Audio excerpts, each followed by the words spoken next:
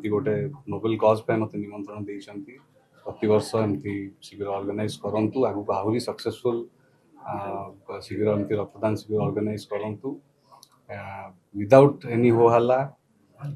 एते पवित्र दिन रे एते सुंदर भाव रे भल मेसेज सोसाइटी को दौरान से पुणी थे कंग्राचुलेट करी अमित भाई को एवं युवा शक्ति ट्रस्ट को for giving a positive message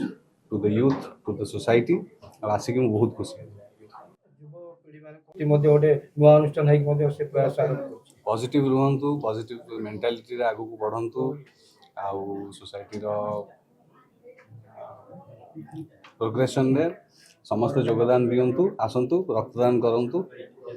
वंदे उत्कल जननी आगामी कौन उत्कल दिवस कौन वार्ता रखिए सेलिब्रिटी जो सिने प्रेमी आप फैन कौन नुआ